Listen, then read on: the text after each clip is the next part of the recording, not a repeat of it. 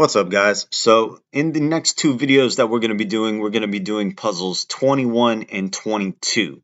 Normally I'd like to go in sequential order and do 15 and 16 next, but in order to get to those puzzles we have to go this way first. So there is a method to the madness, you just got to know what it is.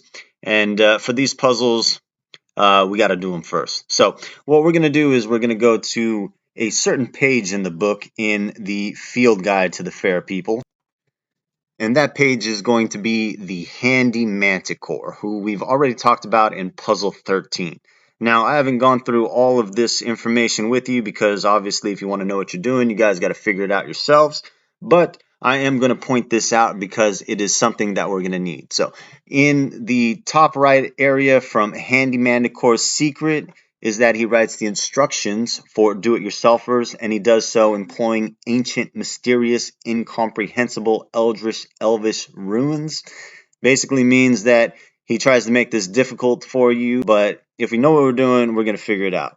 Now, the next paragraph, it says, in the event that a mere human should decipher these easy-to-follow directions, hint, hint, Handy Manticore has another trick up his sleeve. There is no widget screw. A 113, B figure 27. Now, if we were to actually take this as a page and an actual figure, that would actually take us to another fair person. And that fair person is going to be Damon Runyon, who we haven't gotten to yet, but we will talk about a little more later. But you could see that this is page 113 at the bottom. And if you were to look at the fair guide people, figure 27, the 27th figure would be Damon Runyon. So that kind of leads us here. Now, that doesn't give us a lot to work with if we're just looking at a page, one certain page. That's not going to explain it to us. However, in the last videos on Puzzle 13 and Puzzle 14, I told you that one character in particular, which was the left wing simp and the right wing trog, represented the West Coast and then the East Coast. So if we were to remember that, we would know that there are two different sections. So if we want to think of part A is the left side, part B is the right side, that's the basis for how we're going to be doing these puzzles right now. And if A is 113, what can that mean? Is it for Damon Runyon specifically, or does it mean something a little more deeper? And because we don't have time, I'm just going to tell you what it is. If you were to look at the pictures on both the left and the right side, you're going to see that either the pictures have one picture, two picture, or three pictures.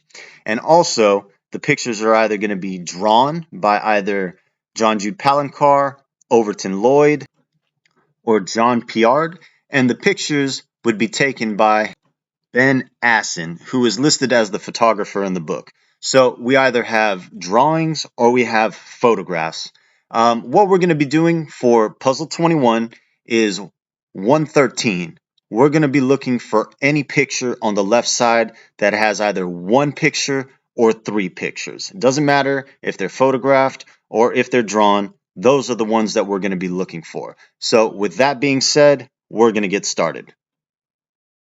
So the first clue we're going to be looking at is Freudian sylphs. And if we pull up the picture below, we're going to see that there is only one picture for this clue or for this fair person, and it's drawn by Overton Lloyd. And you could see one person holding their mouth as if they said something that they're embarrassed about, and then you have two people looking at them or that person kind of in disbelief. First, we're going to translate Freudian sylphs. We know sylphs is a term coined by Paracelsus, who we've heard of before. And Freud, we know who Sigmund Freud is. He's a very famous psychoanalyst. But that term Freudian sylphs is basically a play on words for Freudian slip, which is also called a parapraxis and is an error in speech, memory, or physical action that occurs due to the interference of an unconscious, subdued wish or internal train of thought. A classical example involves the slip of the tongue, where you say something you don't mean. So that's what a Freudian slip is. And the phrase underneath it, pessinore, that means foot in mouth. So what it sounds like is we're looking for something that has to do with somebody having their foot in their mouth, and having a slip of the tongue, not being able to really speak for themselves. Now, aside from Sigmund Freud and Paracelsus, who we kind of know about, if you want to do more reading on Freud as a psychoanalyst, you can do that on your own. But one thing I want to point out is right above the spotter's tips, it says, among their recent masterpieces was the statement by a U.S. diplomat that the Arabs and Jews should settle their differences in a Christian manner. Well, if we took those three ethnicities, Arabs, Jews, and Christians, what does that typically refer to? And that refers to the Holy Land of Jerusalem. And we've already talked once about the Crusades with Richard the Lionheart, so it's kind of interesting that they would mention Arabs, Jews, and Christians specifically. Now, this clue right here, Freudian sylphs, wasn't very easy to crack, but I told you that if you read the book, you will find clues for the answer for other clues in the book. And this was the case right here. So I'm going to pull up one other clue, one other fair person that has the answer for us. And that clue is Phantasmagory, who we haven't gotten to yet, but we'll talk about later. And in the habits line, it talks about, as even a William Morris agent knows, the actual manufacture and exploitation of a celebrity is easy. William Morris agent. Well, what is a William Morris agent? What is that company? And if we pull them up, we'll see that the William Morris Agency was a Hollywood-based talent agency. It represented some of the best-known 20th century entertainers in film, television, and music for its 109-year tenure. It came to be regarded as the first great talent agency in show business. And what do talent agents generally do? They talk for their clients so that the client doesn't have to speak for themselves, and they also do the negotiating on the part of their clients. So if we're thinking about somebody who can't speak for themselves, they need to hire a professional to do that. Definitely an agent would come into play here, and that's actually going to be the answer for our first clue. Now, if we did a little bit of reading further down, we could see that in the early 1980s, William Morris Agency built the William Morris Plaza, located at 150 El Camino Drive. So if we pulled that up on a map, we can see that this point is basically just south of Rodeo Drive in Beverly Hills. This is going to be our first point. We'll bookmark it and we'll move on. The next fair person clue we're going to be looking at is the joke fiend. And if we look down at the picture, we can see that there's only one picture here. It's a photograph picture. So this is one that we're going to be doing next. And what is the joke fiend? Well, we've talked about something similar before. A fiend may refer to an evil spirit or demon, which we've talked about previously, coming from Zoroastrianism, so something similar. And the Latin underneath it, numerus non humorous, which means many, not funny. So we're obviously looking for something that has to do with comedy, jokes, humor. We're looking for something that's funny. And it does have a couple of people in here, like Henry Youngman, who was a comedian. And Henry Youngman was known as famous for his masteries of the one-liner, like "Take my wife, please." So this guy was another comedian. And then the clue also talks about a guy named Washington Irving, who came up with the short story Rip Van Winkle, who we all know fell asleep under the tree and woke up many years later. And Washington Irving also wrote biographies for famous people like George Washington and Mohammed, Christopher Columbus, and the Moors. So you can see he kind of knows a little bit more about what some of the things that we've talked about previously. Also, he wrote The Legend of Sleepy Hollow with Ichabod Crane, so a little bit of history about him right there. But if you're in LA and you're talking about comedy, comedy shows, comedy clubs, there's three that come to mind specifically. The three most well-known are the Hollywood Improv, the Laugh Factory, and then you have the Comedy Store. So of these three, the most popular and most famous is going to be the Comedy Store. And if you want to read more into it, you can, but all I can really tell you is that a lot of famous comedians got their start here. Some of the notable alumni, you got Tim Allen, Louis Anderson, Roseanne Barr, Bill Burr, George Carlin, Jim Carrey, Dana Carvey, Dave Chappelle, Chevy Chase, Cheech and Chong, And the list goes on and on. David Letterman, you could just go through this thing. There are a ton of great comedians that came through this door.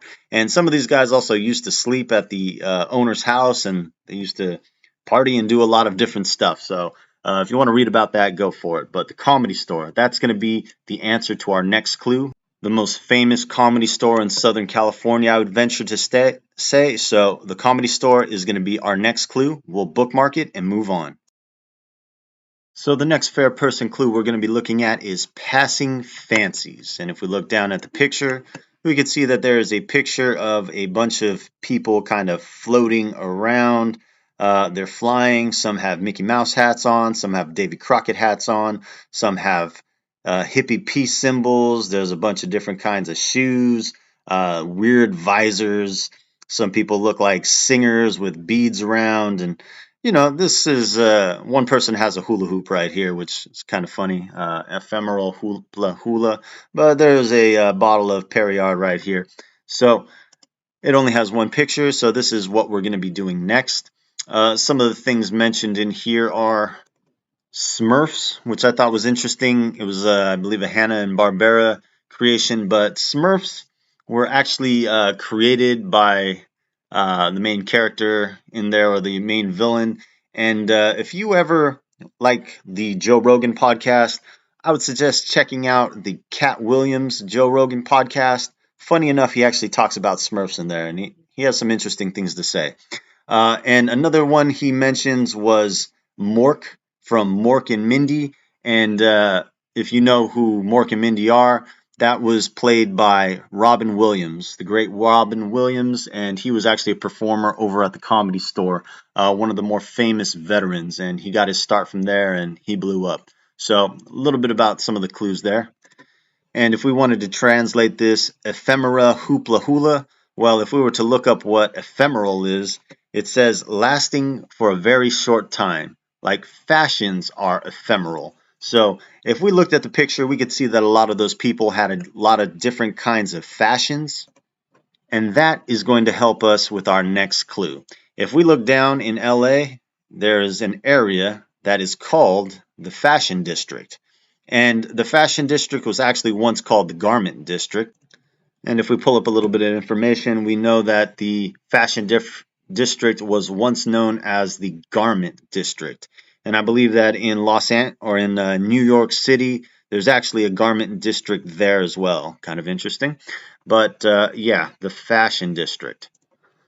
So this one is pretty straightforward, passing trends that happen all the time, like fashion. This is going to be our next point that we bookmark. That's our passing fancies. So we'll bookmark it and we'll move on. So the next fair person clue we're going to be talking about is the Paltrygeist. And paltry basically means the smallest or most meager of. Geist is a ghost or a spirit. And the play on words here is poltergeist. Next, underneath it, torments minimissima. That means the smallest of torments. So it looks like we're looking for something small. And if we were to look at the picture right here, you could see that there's a person sleeping on his side, and he's getting attacked by these geists right here. One looks like he has a pitchfork and is going to stab him. Another one is pulling his hair. So something small that's going to be annoying. We can see here that it says Hollywood, so that gives us an idea of where we are. A couple of music things they talk about, Van Halen and the 1812 Overture. They talk a little bit about Indians here again, and their trickster spirit coyote. You can look that up if you'd like. And then also it's going to talk about the Federalist Papers. If you guys know anything about the Federalist Papers, hopefully you know that they were written by Alexander Hamilton, who we've touched on before, James Madison, who was a former president, and a guy named John Jay. So a little bit of history right there. Also, they're going to be talking about Richard Nixon, John F. Kennedy, a couple of names we've heard before. And what they want to talk about here is how on a televised debate, Nixon looked terrible, JFK looked cool, calm, and collected. And that's probably the reason why he won the election. Richard Nixon actually had to concede the election to JFK at the Ambassador Hotel, which we talked about previously. And it's kind of ironic that Robert Kennedy was later assassinated at that hotel. So definitely kind of tragic circumstances. Now, this clue wasn't exactly the easiest to solve. If you're looking for something small, you're definitely not going to find it. But if we were to look at the picture here, something I want to bring out is the shape of this Geist right here. And it took a little bit, but eventually I found something that fit pretty well. And that's going to be Paramount Pictures Studio.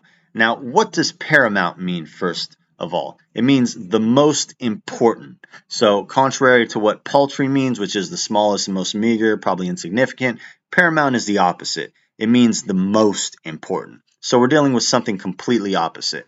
And if we wanted to pull up a picture of Paramount Pictures, we could see that this P right here is somewhat similar to how this Geist right here is drawn.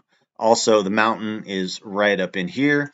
I didn't mention this earlier. Hopefully, you guys knew this, but for the clues that are drawn, at least, there will be some kind of drawing with the name in it, or some kind of logo will be present in there, similar to what John Jew Palancar did with the original 12 pictures. He left clues in there for you to find. So if you guys can find it, you guys can find it. But I'm not going to go over that stuff. I'm just going to be pointing this stuff out for you guys. But anyway, you can see that the Paramount Pictures matches this, and this is going to be the point that we use. So we will bookmark it and move on. So the next clue we're going to be looking at is the alibi elf. And the saying underneath, "Nolo contendere," means I don't want to fight. And if we were to look at the pictures underneath, we can see that there's one big picture right here on 127. And then on page 128, we also have an additional picture right here with very minimal writing right here, which is kind of strange. They probably could have shrunk the text to fit this in if he wanted to, but for some reason, he did not. And underneath it, we have a third picture. And this picture is not even related to the alibi elf, which again is strange, which is a reason why that this is a 3 and not a 2. We have 3 pictures all lined up back to back to back, which is the reason why we're going to be using alibi elf in this puzzle and not the other puzzles. So just keeping that in mind, what is the alibi elf? So in here, it's going to talk about a lot of things that happen, usually for doing things you shouldn't be doing, from denying that you wet the bed or played hooky or broke curfew or parking violations, just things you shouldn't have done. So they're talking about basically crimes, small crimes, or things that you really shouldn't be doing. And they talk about events like the World Series. Baseball is a common theme here. They talk about lawyers, and they talk about the Revolutionary War, which we've talked about previously, and they talk about things like the labyrinth of a legal system that they're in. They also talk about something called Abscam, which you guys could look up if you'd like. They talk about Washington again and all the politicians that are in it. And they're just giving you a feeling for something big, something politicians do, lying or crime or covering things up, things that you really shouldn't be doing, but it's just part of the system. In the first picture here, you could see what appears to be a lawyer right here, a lawyer elf, your alibi elf, talking to somebody in prison. Here we have a bird up top. So this guy is giving him some kind of legal advice. And in the second picture, we have what appears to be a judge, a lawyer, and then also this looks like somebody recording what's going on. So maybe he's there to be a news reporter or something, but that seems to be what we're looking at. And they also briefly talk about a gentleman named Daniel Webster. And if you want to look up who Daniel Webster was, you can see that he was an American lawyer, statesman who represented New Hampshire and Massachusetts in the Congress. He was also a U.S. secretary under 3 different presidents. He argued over 200 cases before the Supreme Court in his career. He was a part of the Federalist Party, which was Alexander Hamilton for a little bit, and he was part of a 3-member group called the Great Triumvirate, along with Henry Clay, who saw a statue of in New Orleans, and John C. Calhoun. So you can get a feeling for this guy as being somebody pretty important in politics and in the legal system. So using those clues, we need to come up with a place that fits the bill, has to do with legal system and politics and all of that stuff. And it eventually came down to one spot in particular, and that would be Los Angeles City Hall. If we just kind of zoomed in, we could see a triforium similar to Daniel Webster's triumvirate. You could see a federal building right next door, the Federalist Papers. And here you have not just a courthouse, but right next door you have a daily news city hall bureau, and it has everything that you're looking for, from politicians to the lawyer system to some of the things that we've talked about in this area. So what this answer is going to be is the LA City Hall. So what we're going to do is bookmark this and move on. So the last clue we'll be looking at in this set is the mirror chimera on the wall. This is a play on Mirror, Mirror on the Wall, which we all know is a famous line from Snow White and the Seven Dwarfs by Walt Disney. And also it is a reference to the Snow White from the Brothers Grimm fairy tales. The line beneath it, belladonna, basically means beautiful woman. And inside the description under here, they talk about things like looking in a mirror, charm schools, makeup clinics, slimming gyms, mud spas, health farms, beauty parlors. So we're looking at things that are going to make a person, specifically a woman, look more beautiful. They talk about George Washington real briefly wearing wooden dentures. Obviously, he didn't want to look like a toothless old man, so wearing dentures helped him keep that look that he wanted to have. So we're looking for something that's going to help us with that. And if we were to pull up the picture real fast, you could see that this little mirror chimera is pulling at some nylon stockings. So we're looking for something that's going to have that kind of effect, something that's going to make a woman look more beautiful. And since they're talking about makeup and whatnot, there was one place that really stuck out. And that is going to be the Max Factor and Company.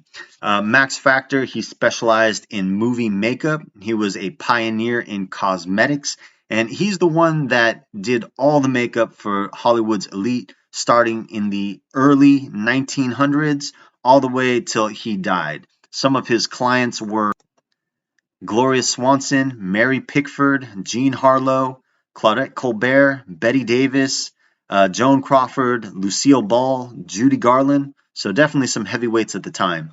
Also, he did makeup for Rudolph Valentino, who we spoke about previously in the Ambassador Hotel clue. So he did makeup for some of the most elite in Hollywood. They wanted to come to this guy because he was that good at it.